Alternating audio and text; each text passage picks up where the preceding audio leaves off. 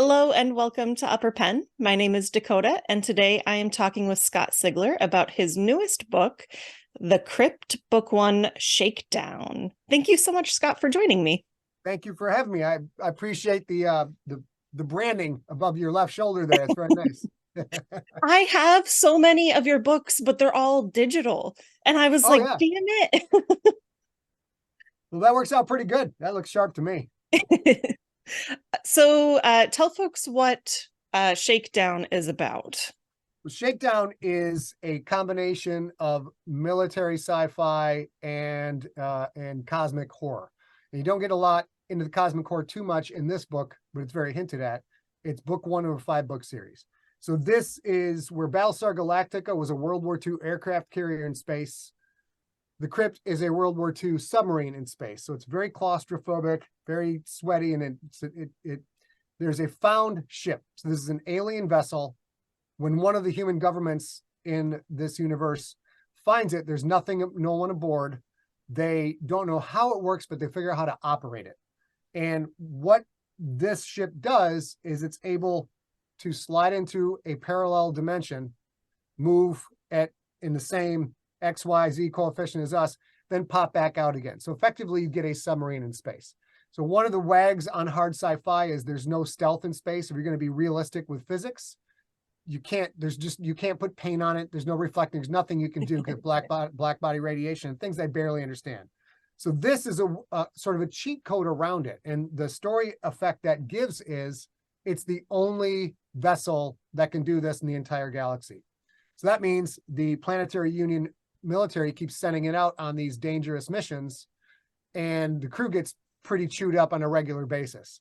This then results in they have to keep sending this ship out all the time.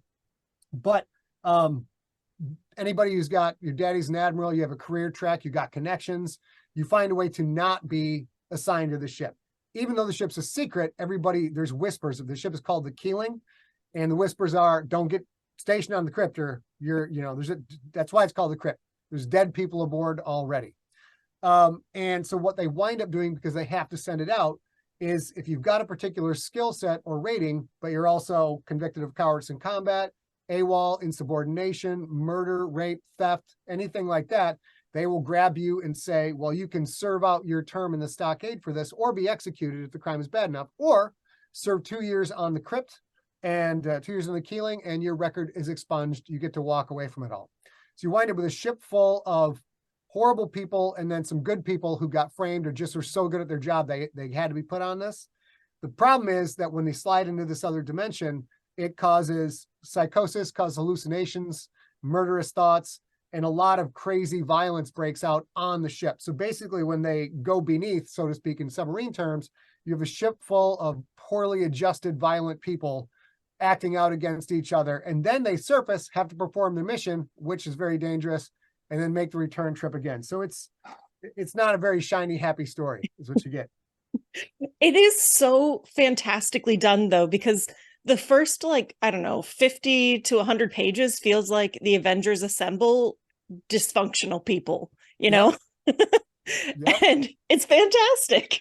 Thank you. Glad you like it. And there's like a lot of gore right off the bat. It's pretty interspersed with like other people being assembled, right? But how do you set the tone? Because the tone is really important here, right? I don't know who to trust already, is the feeling. Well, that's the good part of the setting the tone, like the 5 Avengers Assemble characters that you mentioned. They've all done one particular thing wrong, or something wrong is done to them that winds up putting them on the ship. But right out of the gate, you get people getting the Peter Principle promotion. They did a horrible thing. Going to put them on the ship, but in order to be on the ship, you have to be at this rank. So they wind up getting promoted for their deeds. And you've got other people who have been acted upon, who are forced to go serve on the ship. So hopefully I did a pretty good job of the characterization. The 5 main characters are all very different. They all have very different reasons for being there. And it's the setting of the stage is easing the reader into these mindsets. So as we start to hop point of view, and there's 5 point of view characters, it feels like you just change into sweatshirt. It's really easy to go from one to the next. And like you say, setting expectations, the real goal with me is for those 5 point of view characters and a couple secondary characters. I've got like X amount of pages to make you just fall in love with that person or want to be that person's pal or root for them, so that when they get put into the meat grinder, that's when you start to get very stressed and are on the edge of your seat. And if I do my job right, you're very stressed when you read my books. I am always very stressed. I still think about the still suit thing from Earth Core. Oh man, like, and now I keep thinking that like they just because your books are all in the same universe, right? Yeah. So I keep thinking that these special spacesuits are like advanced versions of that original suit. They might be. They might be in the Galactic Football League series I have, which is 800 years from now, 200 years from the Crypt. There's actually references to that technology that was created in Earth Core is still getting improved, still kicking along 8 centuries later. So it all ties together.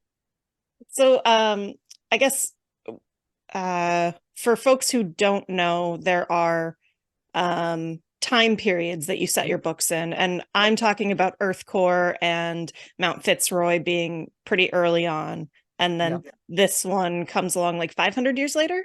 There's 4 eras in the Siglerverse. There's pre-modern, which is pretty much 1980 and before, and those are sporadic stories. And then there's the modern day, which that is infected, contagious, pandemic, ancestor, nocturnal, Earth Core, and Mount Fitzroy. All of those books, the day the book is published is basically the first day in the story. So it maps to our chronological timeline, and those all feed into each other, even though they're discrete series. Then there is the Crypt era, which is about 600 years from now. Same Earth history, America, Russia, all that stuff. Eventually, people get off the planet, found other planets. We have new reasons to hate each other. And then it's 800 years is the Galactic Football League series. And then there's a mystery 5th era, which is the Generations trilogy, which is Alive, A Light, and Alone. And no one knows where that sits in the timeline yet, although I have said it is definitely in the timeline.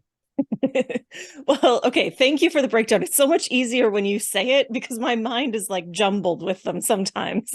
It's a lot. It's a lot. And at some point in the next 5 to 6, 7 years, we're going to try and kind of bring all the Siglerverse tales to a head, because it does get to be a lot for the reader to look at. So the reader reads some of my stuff and it's like, well, that's great. What else do I read? And you're like, oh, great. There's now 24 books and they all kind of tie together.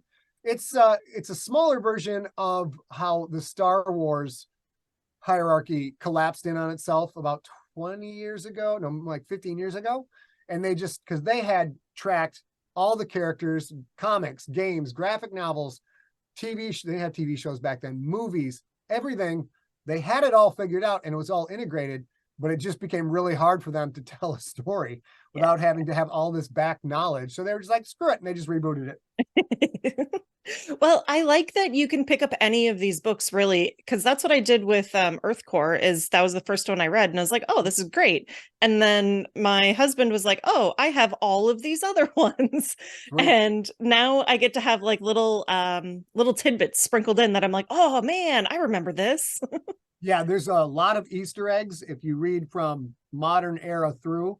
There's Easter eggs all over the place. There's some repeating characters in the modern era. Some of their descendants are in the Crypt era and in the GFL era. So it's those things are more like love letters to the fans. Like, well, if you've read this stuff, anybody else could pick up this book and not notice this thing at all. It's just part of the story, but and that's really fun. That's my way of saying, hey, thanks, man. Appreciate it. Okay, so going back to Shakedown. Okay. I love the ship. The ship is so friggin' weird. So how do you put a submarine in space and make it functional?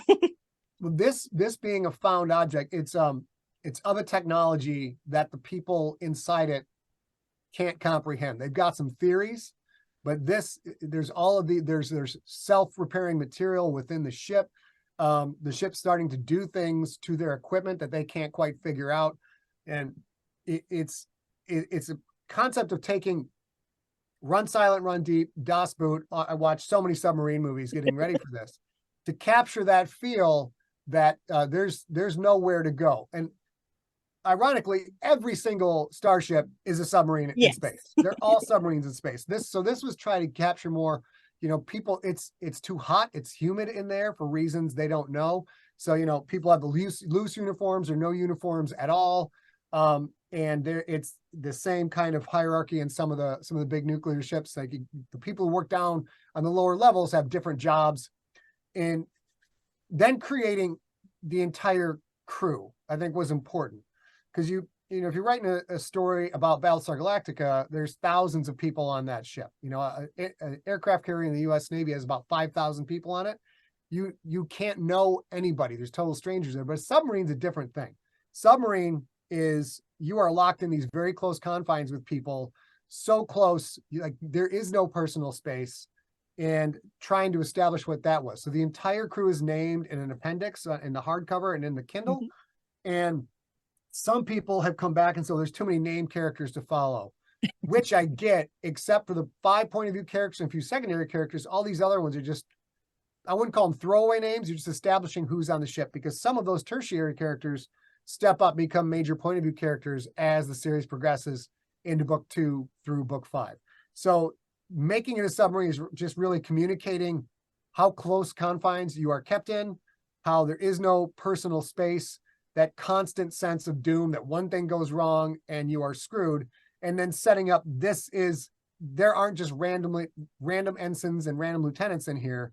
Everybody's got a name, so you're going to see the same names over and over, as long as the ones who survive the first mission. I love how you included the appendices, because it was very helpful, right? Like, so I'd go back and I'd be like, oh, who was this character? Or I feel like this scene reminds me a lot of something. And then I'd go back and I was like, oh, you were watching these movies. Oh, I can kind of like feel the influence from some of them. Yep. Having never been in submarines on land a couple of times, like 3 World War II submarines, in studying for this, and a Cold War Russian submarine that was in San Diego. So I get it. You get a good idea, but never having been in one underwater and never going to go in one underwater ever. There's a lot of movies and a lot of talking to submariners, and see how we do from there. So I love that you tweak with the environmentals too, because like I don't think people realize how stuffy it can be in submarines. Like it can be hot, sweaty, gross. You're smelling everybody near you. Yes. Yep. So. And smelling people is a big part of the story going forward, because it's overwhelming, all these stinky people. And in World War II submarines, like, showers were a luxury, and it was very rare. And in many of the books I read, the shower was actually filled up with beer. So when they had a successful mission or outing, they could have a little bit of a celebration. So it's, finding places to hide your contraband, trying to get contraband on board, and just being so pressed in with everybody. It's pretty gross. And you don't get that a lot. There's very few sci-fi movies and TV and books where they talk about the environment of the ship. You get environmentals a lot, which basically means too much CO2 running out of oxygen, somebody rearranged the phaser array, et cetera, et cetera. But all of the really, the gross stuff, the bodily functions, bathing, where is the bathroom? How many people are waiting in line to use a bathroom? How long do you have to go on your ship? But when you're just ignoring all of these things, all that is there. And then in the ship, it's really literally a greenhouse effect inside the ship. Because there's an area of the ship called the atrium where they're able to grow quite a lot of food to be self-sustaining. So that remains to be seen what happens with that down the road too. So I love that all of these just build to this, like, this awful feeling. And then you have all of these people that are, some of them are unstable and some of them are, not where they want to be.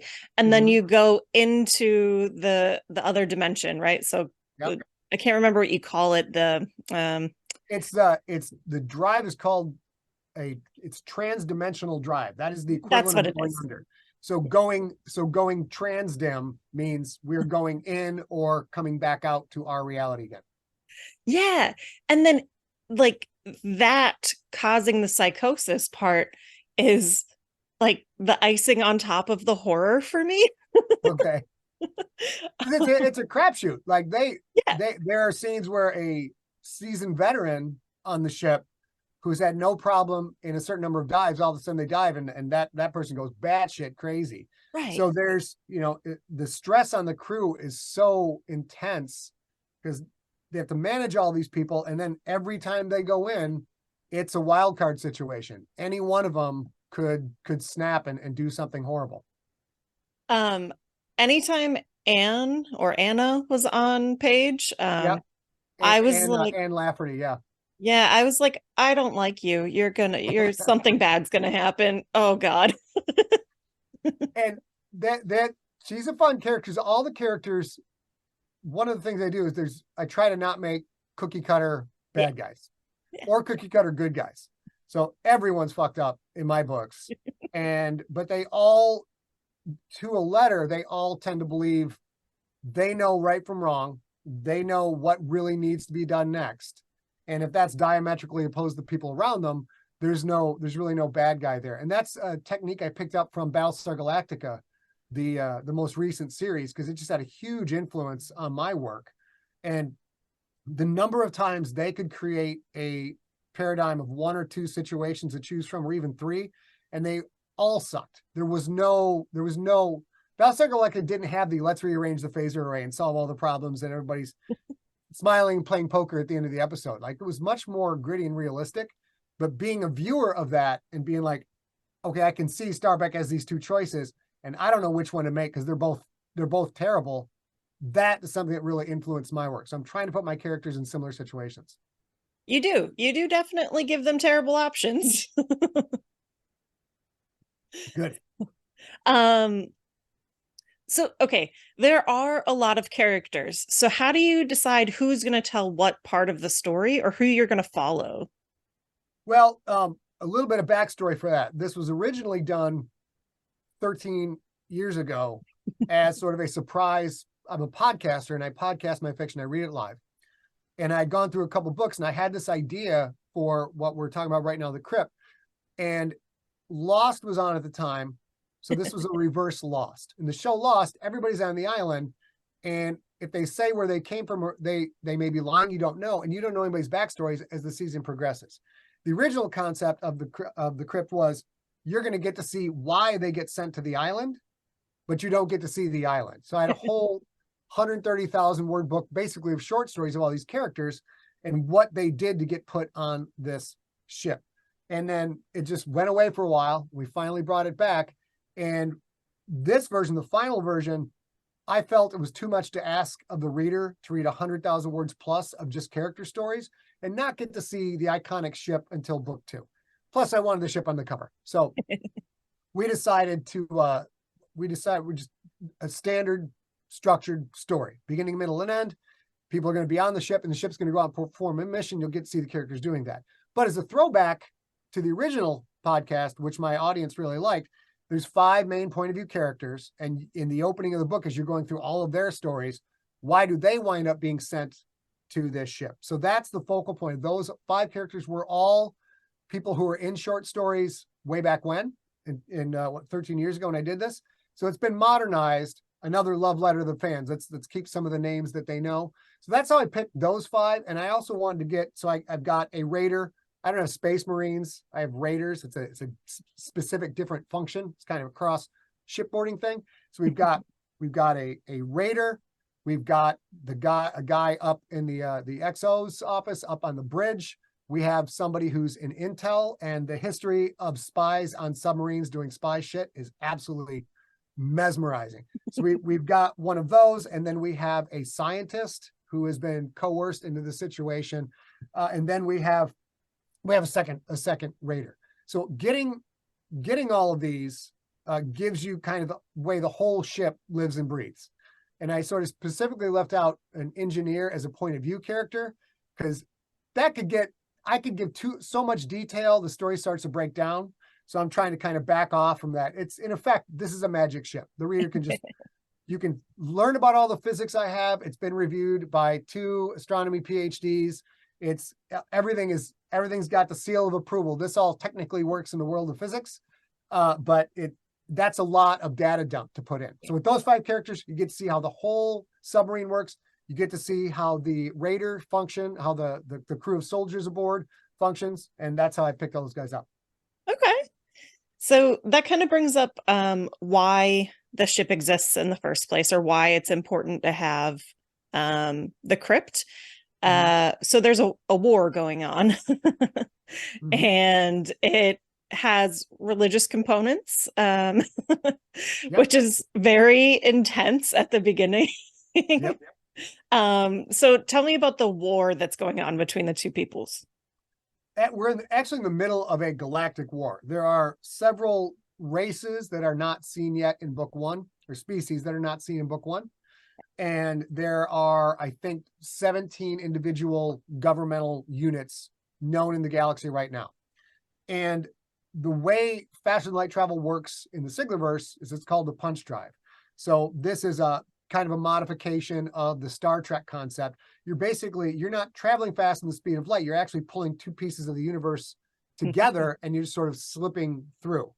The end effect is it's faster than light travel. You get there before light can, but it's technically not. So that goes on. But in the Siglerverse, that is based on the gravitational mass of the planets. And like having two tin cans with a string between them, everything impacts the space-time around it. And if there's another thing within a certain proximity that has a certain similar mass and a certain similar impact on space-time, they've developed a technology to let you go from, say, here's the Earth, anywhere around where the orbit of the moon might go, out to an outer area of that other planet. What that does is it creates choke points. So there's actual shipping lanes. And in a lot of sci-fi, they talk, if you have a military vessel that can do faster than light travel, you can attack a planet from any direction. It'd be absolutely impossible to defend because you just go here, and then you're here. And and so there's no way to defend an entire planet. But in this, because of the choke points, there's only one or two they're large areas, but only one or two areas enemy forces could come through. So that gives you much more of a World War II style story where going point A to point B. So that's what sets up borders, and the borders are usually the hot zones because all of these governments are trying to expand. One of them is called the Purist Nation, and this is an invented religion, taking a lot of elements of different religions on Earth, and it's a complete theocracy. So it's Iran, effectively. It is guys in charge running the religion who are making all of the decisions. They started out on Earth. They committed a bunch of terrorist acts. They were expunged from Earth. They went on their version of the Mayflower and they found another planet. And then they have now developed their whole culture, but they want Earth back. That is the Holy Land. That is the Promised Land. So they are constantly at odds with the Planetary Union, and they're in the middle of a war right now. And then there's the League of Planets and some other things going on. And you won't really see from all those because the focal point is Purist Nation versus the Planetary Union. So it is like a complex system, but because we're on the Crypt, it seems, I guess it's not unimportant, but the characters definitely take precedence. So yeah.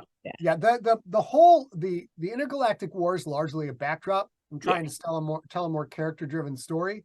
And like if you look at Russia and Ukraine right now, there are a bunch of Russian dudes who had no choice but to go there, and they don't really give a shit what just happened in Israel. They're not paying attention to the socio-political ramifications. They're trying to survive and they're trying to do their job, and some of them are trying to serve their country. So it's the rank and file people who I think may pay attention to the larger global intricacies as a hobby, but by and large, they don't care. They can't impact it. No one's listening to their opinion. You get sent where you're going to get sent regardless. And that's the kind of people we have in this. Only the spy has a really good grip on the larger socio-political military ramifications. And she's the only one paying attention to it. And she's the window through which you get a little bit of information. But in book one, it's about meeting the crew, it's about learning the ship, it's about understanding how combat works, how travel works, how the supply chain works. And then when we go into book two and on, the story starts to broaden out quite a lot. Okay. I'm excited for book two a lot. You've written it already, right? I have not. I'm in the middle of finishing a book called Warpath, and then I'm finishing book 7, final draft of book 7 of the Galactic Football League. And then when those are done, I'm just going to write all 4 Crypt books. Boom, boom, boom, boom, boom. Ooh, okay. Yeah, I'm pretty excited about it. I know how the whole series ends, and I know where everything is trending, and I'm putting all of the seeds in place for that right now. But the end is insane. I know right now, and I've already got a pretty big ego, I won't lie. I know book 5 of the Crypt, the last third of book 5 of the Crypt is going to be my masterpiece. Like, I just already know there's nothing I'd come up with that will top this. So build towards that and hopefully execute it well. I'm so excited. I love military sci-fi, but not enough, in my opinion, includes horror, at least in Right. books. And so like this was like my favorite two genres smashed together. Fabulous. Um, Yeah, so there's not a great deal of room for horror in military sci-fi yeah. unless you start to get batshit crazy. And I'm reading more military sci-fi now. I never really read it before. And as I'm starting to go out and meet other authors and like I want to that book sounds cool. Let's try that book out. There's you have to build a magic system just like Yeah. fantasy. Yeah. And there's so much work that goes into that. And then, are you going to have an original take on military structure, which the Crypt has, or are you just going to use existing naval nomenclature right now? And a lot of people will opt for that, but there's so many rules and regulations. And even though you have what you need in horror, which is isolation, you've got these ships put out of nowhere. If you're going to have a series, it's really hard to figure out how you're going to work horror into that. Aliens has done a good job, but you don't really follow the same crew through a 3 or 5 book series in an alien style story. True. But I think probably because it feels like you did a lot of research into military life and like military guys that like the military structure just seemed there, like it just existed and I wasn't confused at any point. Like, well, as someone who didn't serve myself, I still get very confused by ranks and the whole, the captain of the captain of submarine actually has to be a commander, but there's all of this stuff. And, as like, I'm a dude's dude who watches all the military movies and reads a bunch of this stuff. And it still confuses me. So we kind of rearranged the ranks in the Crypt. So there's no, there's none of those ranks that don't make any sense. Plus we put a chart in the hardcover and it's in the Kindle. So you can specifically see who is superior or subordinate to who. So we try to do those things to kind of take away some of the things that could be confusing. So it's very good to hear that it reads normally. A couple of complaints from some hardcore military people, like, why are you fucking with the ranks? Ranks are great. I'm like, yeah, not everybody served, not everybody gets it. But the reason it feels real is because of my military consultants. yeah. I got Colonel J.P. Hart, full colonel in the Air Force when he retired. Chris Grawl served 3 tours in Desert Storm Special Forces. Joe Root, who is a commander in the retired commander U.S. Navy, who served on Virginia class submarines, which the Keeling is based on. We sort of use that as the general model. So those 3 guys in particular, plus a guy I went to high school with named Jeff Rappelgee, who is a Marine, a retired Marine, and I was able to talk to people in 4 of the 6 forces, and they help make everything feel extremely real. So a lot of times I would have, this is a character action movie cliche or a sci-fi cliche, and they would get this and be like, okay, Scott, this would never work this way, and here's why. Here's what I would suggest you do instead. That was an absolutely enormous help. I've been getting emails and tweets and things, people asking me where I served because it feels so real, which is just an immense compliment to me for being someone who hasn't served, and I'm not a military buff, to be able to make it feel real in such a way that people who have signed up think I signed up alongside them. It's kind of great.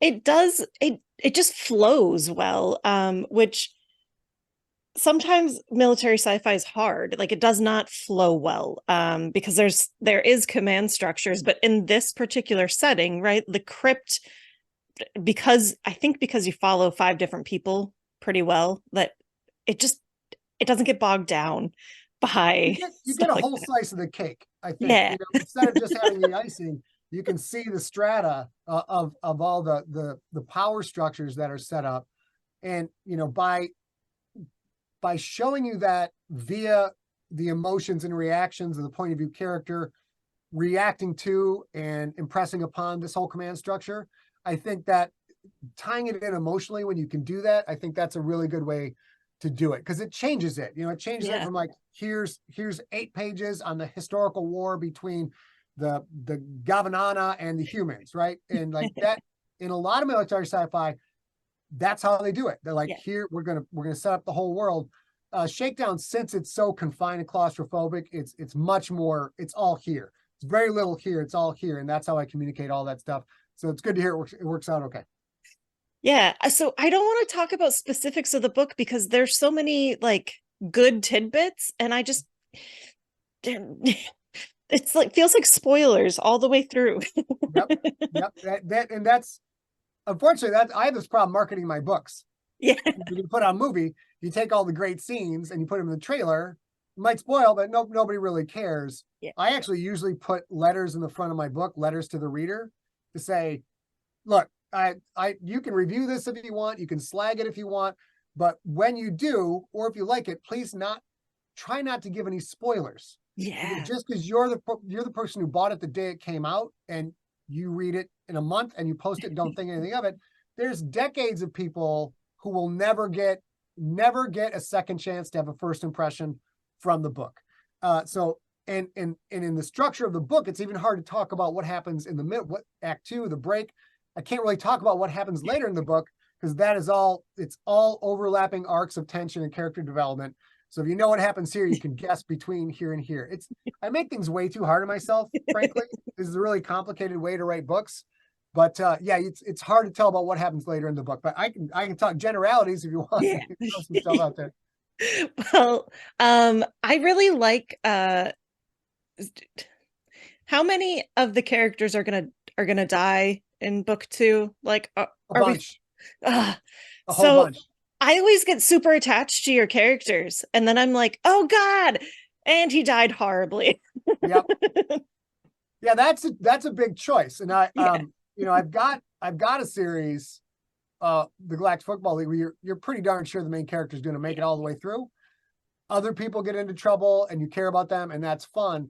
But in most of my other work, the main character is on the chopping block. Point of view characters are always in the chopping block. That's why I have multiple point of view characters, because you as the reader understand pretty quickly, here's the 5 people you're seeing the story through. 2 of them could be gone at any minute, and Scott can easily continue the story, which means when they get into trouble and they get into a dangerous situation, you are on the edge of your seat because you don't know whether they're going to make it or not. So that's kind of the approach we take there. I love it. I love that is something that you can do, and that you're willing to do, because a lot of authors I know,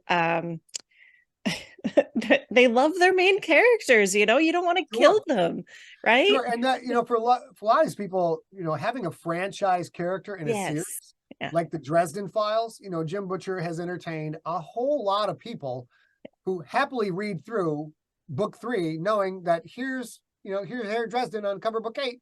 They know he's going to live. He's going to get through it. He's going to be back in one form or another. And that's what a lot of people want out of their fiction. They have enough trouble in their life, and there's all these other things going on. I just want a story where the good guys win in the end, or at least the morally damaged character makes it to the next book. So it's a completely different approach to telling it. And I know, having killed major characters or main characters, that screws up my sales later on. So I'm not saying anybody's decision is right or wrong, but someday I'll write a series with the 4 plucky do-gooders who they're going to make it because they're on the cover of the next book. Well, so I keep thinking back to like Hugh Howey did Wool, which is Silo now on Apple TV, and his characters are always up for death. Like none of his characters usually make it to the next book, right? And so like I like that this leaves room for other people, right? Yeah. So you get to be introduced to something new. And that with Shakedown, with the Crypt, that's why you have the crew list. That's why you've got 40 people have, 1 line of dialogue only in the book, because it's just going to feel much more realistic that when this point of view character is no longer in the story and a new one pops up, they didn't just ship in with the rucksack over their shoulder. Yeah.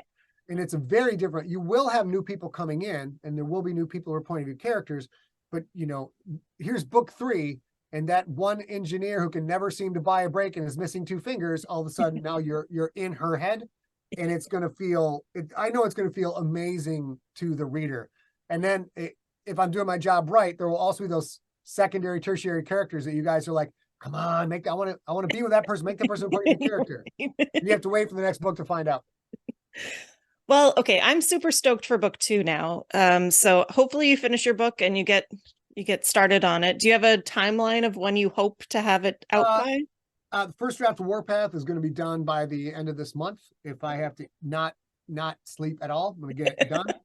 And then I'm told the final draft of GFL Book 7 is in pretty reasonable shape. So that's probably, realistically, that's 2 months at most, but maybe could be less because it's all done. I just got to review it. And then somewhere in there is a manuscript of my book Slay coming back. That's the one we were live streaming, and it's codependent alcoholic monster hunter horror. And that's got to get ready for a February 14th release. So all of that's going to be done, and then I'm going to guess I'll be back in the Crypt in like 3 months. That'd be the guess. And I will be writing pretty much all 4 books together. Mm-hmm. So that could take a while for book 2, but when book 2 comes to me, boom, boom, boom, boom. Yeah. And that's also what my new publisher, Athon, wants. They would love it. They would have loved it if I had a new Crypt book every 6 months. And I did not deliver that shit at all. So it seems like you have an incredibly tight timeline anyway. Like, do you not sleep ever? Like, we're working really hard on that. My wife and I are working really hard on that because I tend to get so into this stuff, and we're a small business too. I don't rely on publishers. We do almost everything ourselves. Yeah. So there's the writing, and then there's the running of everything. And then there's the idea mill is kind of always going, both for stories and for like, oh, look what this person's doing a live stream. We could do that and do books with it. And then trying to work on all this stuff, it's overwhelming, and it takes up all the available time. So we're strategically, we've been doing this for a couple of years now, trying to be like, okay, 7 o'clock, we're done, or tell me what time you're gonna be done, and then we just go do other things. Yeah. Just woke up this morning, and instead of writing on Saturday morning, went and played Fortnite for 2 hours. So stuff like that. So yeah, we do sleep. We do sleep. Which only by default, frankly, because I know after writing for like 8 to 10 hours, everything I make after that is going to be garbage. You get thrown out anyways. So you might as well sleep. There's no point staying up. We're not going to get it done. Perfect. So I assume you have other books that you want to be doing down the road too. Seems like you always have projects in mind. Yep. So. Well, the Slay thing, I would write the story on Friday while I work on the other books Monday through Thursday and on the weekends. Wednesday, read it live in the live stream. If anybody's interested, live stream every Wednesday, 6 p.m. Pacific, 9 p.m. Eastern. Scott's, you can just go facebook.com/Scott Sigler, youtube.com/Scott Sigler, twitch.tv/Scott Sigler. And we come on, I read for about half an hour, and then we hang out with the fans during that. So we did a thing called Slay, and it's really fun, and we meant to write it kind of as it goes. Mm-hmm. But it turns out I'm terrible at that. So about halfway through the book, I had to call my screenwriting partner, Rob Otto. We made sure it's a really solid ending to this book. And then we planned out the next four books after that. So we're in the middle of writing 2 5-book series. I have 3 books left in the Galactic Football League. Warpath is kind of an aside. We're going to focus on all those. So frankly, I won't be done with what's in front of me for another 3 to 4 years. Mm-hmm. And then after that, that's when I'm going to allow myself to start writing more, one-off horror. I would like to get back into, Nocturnal and Ancestor. Yeah. They're individual books with one story. There's usually a technology aspect involved in my horror. So come up with something like that, and try to write more one-off books that people can just pick them up, enjoy my story. They like me, they go find more, but they're not sort of obligated to go get other stuff. And those things are more adaptable too. A shorter 80,000-90,000 word horror story is much easier to adapt than a whole series like I tend to write, or even a trilogy or a duology. One book, people can make that movie, and if it does well, they can make a sequel, which makes it more likely your stuff will get adapted if you've got that single book that sells okay, instead of having to have that series that's like Game of Thrones level of sales. Yeah. So that's where we're going. It's going to take a while. And then do you still do your podcast where you're doing live? So you read your fiction. Yeah, we read. Well, right now we're doing an anthology called Blood is Red, which is in the podcast. Yeah. If anybody wants My podcast is free. We put in unabridged stories all the time. I podcast pretty much everything I've ever written, except can't do Crypt because Recorded Books bought that. But if you go to scottsigler.com/subscribe, and you'll see all the links for Spotify, Apple, etc. So yeah, we've been doing that. We're coming up on, started in 2005. So this will be our 18th year, I think. Dang. So it'll be, yeah, 18 years straight every Sunday, putting stuff in the podcast feed. And that is still a primary, that's what we do. We are an audiobook, frankly, we're an audiobook company. Yeah. We used to write books, record the audiobooks and serialize those as a podcast. We're still doing that. We're also now podcasting fiction and then assembling that, putting that out as an audiobook to try and do multiple things at once, which is very helpful for a small business. So we do the podcasting, got the 2 book series, 3 more books to go in the Galactic Football League, and then we get on to other stuff after that.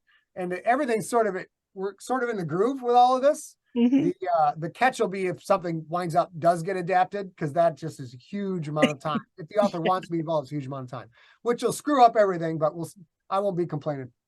I mean, you can still, just George R.R. Martin it, just eventually it'll get done. Well, even a guy with as much power as George has, yeah, that largely, got away from him. And yeah, because he wasn't controlling it, he was like, here's my stuff, and let me help you in any way, and then you guys take the story. And where they took the story was very strange, in my opinion. But that's George R. fucking Martin, right? Like probably the biggest author of the decade, in total sales, at least in the ballpark, not counting Harry Potter. But in a guy like that can't say, here's how it's going to go, because it's the people who get the money who get to say, here how things going to go. So I if something does get adapted, I present myself as a resource. Anything you want to know, if I have an idea, if you're stuck, why don't you ask me first since I wrote it? Then you can go, to the director's second cousin. And then you just hope for the best. We've had things get bought that didn't get made. Yeah. It's a completely different game. You cannot control it. And frankly, probably it's not that you shouldn't, because it's a different medium. It's like, I'm a professional football player. Now I'm going to go step on the court with the Lakers. And since I'm a professional athlete, I can dominate. It doesn't work that way. People who write scripts, who produce, make movies, the editors, the directors, the actors, it's all separate tasks, and they all have their skill set. And in my opinion, the author just shouldn't be sticking their nose in that. Try and help him let it go where it goes. Yeah. I mean, that makes sense to me. They're the professionals. They've done this. Yeah. So yeah, I try to keep in mind, if the book Warpath I'm writing right now is for a movie company, and we've been butting some heads because they hired a novelist to work with this original IP, and then they, as movie makers, keep coming back with these things that movie makers could do. You can make that decision on the drop of a hat and go with it. Great idea, everybody. Let's do lunch and then we'll shoot it. Doesn't work that way with a novel. So now I've got the opposite. I've got movie makers coming back and like, well, I want to change this. I'm like, if you change this, all of this shit has to be rewritten, and it breaks all of these other things. Yeah. You guys hired me for my particular set of skills. Let me do my job. So this is also added to when something of mine gets adapted. I know what it feels like to have somebody who's very good at what they do, storytelling wise, come in and try and tell me how I should do my job. Yeah. And it's oil and water. It doesn't mix. So whenever something of mine gets adapted, I'm there to help, but that's not my job anymore. Right. It'll be a fun adventure. I get to go. I got rules. I got to be in it. I got to do like the Stephen King, Stan Lee thing. That is hands down. My name has to appear in the first 3 credits. Because I'm a big guy in branding. I don't want like one byline at the bottom. So none of us got saying like this. So those are the 2 deals. And then I get to hang out on set and see if I can be of use, and largely just go on set to be a nerd. People like, you're an actor? This is great. I felt like that at Dragon Con the whole time. I was like, oh my God, you people are my favorite authors ever.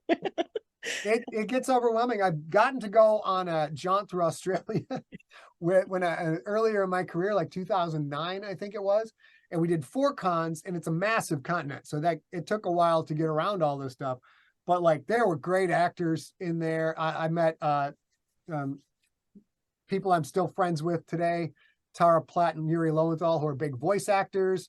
And I forget her name, but the president of Battlestar Galactica was there, Mary something or other. So Oh hanging out yeah. with these people, and Spike was there when Buffy was still, or when James Angel was still Mars. rolling. Yeah. So, and I just had so many straight uncool nerd moments of just sitting there and talking to people yeah, and just like not even being myself at all. And I couldn't figure it out. I actually talked at Carl Urban so much because I just couldn't sit next to him in the room. We couldn't just sit and enjoy the silence. I just kept turning to him, talk to him. And finally, he's like, I have to go to the bathroom. And he's just, and while he's walking away, I'm like, I'm an annoying motherfucker. That was very annoying what I just did right now. So I get you when you meet your favorite creators and entertainers. Sometimes your brain shuts down. Yes, it can be embarrassing, but it's just because we love you. So, And everybody gets it. I mean, yeah. all those famous actors and actresses, they all understand. They all have patience levels and ways to disengage politely. Yeah. And then some of them eventually wind up with handlers. Like you got Oh to yeah, put yeah. a barrier in between. But like for someone at my level, it's just going to Dragon Con and people come up and people are giggly and overly impressed and very awkward. And it's all out of love. It's all because they're just they're so into what you make that part of their brain doesn't work when they meet the maker. It's like short circuiting, but Yep, totally. Well, thank you so much for talking to me. I really cannot wait for the second one. But I am excited. I realized there was an audiobook of this one. Yeah, and it's narrated by Ray Porter, who's a phenomenal audiobook narrator. So people are really digging that. It's getting wonderful user reviews on Audible. Like it's been out, I don't know, 10 days. We're up to 122 reviews. And we track those things pretty closely. It's a real good benchmark of how we're doing in a broader sense. And people are loving the story and they're loving Ray doing the story. So you can check that out. And all links for this book are at scottsigler.com/The Crypt, one word. Links to Audible, links to autograph copies, hardcovers if you want those, links to Kindle, and regular hardcover over on Amazon. Do you do signed covers from your website then, or signed books? Yeah, that's the place. That go to scottsigler.com/The Crypt. There's an autographed copy link there. It's handled by Mysterious Galaxy in San Diego, and they've gotten over 400 in so far, and they're keep ordering more and keep trying to keep up. But they're doing cool. They're like putting little handwritten notes in the book. It's all wrapped real nice. There's bookmarks. Like people keep posting pictures of the packaging with the book, which is fantastic. So Mysterious Galaxy in San Diego, we really try and support whatever our local brick and mortar is. And this is a really good way to do it because 400 books, signed hardcovers for brick and mortar is excellent. And so they've had a good month. But yeah, they take great care of my readers. And if you want an autographed copy, you will not be disappointed. Perfect. Well, thank you again for being here with me today. Thank you for having me. I appreciate it. And the Shakedown, book one of the Crypt is out now. So I would go get it and be ready for your new obsession with Scott Sigler books if you haven't read them yet. Check them out. And if you guys try it out, I really hope you enjoy it. Yeah. Don't forget to leave a review on the books too. That does help a lot. So, Author gold, man. Reviews are author gold. All right. Well, thank you so much and have a great day. Thank you much. Bye-bye.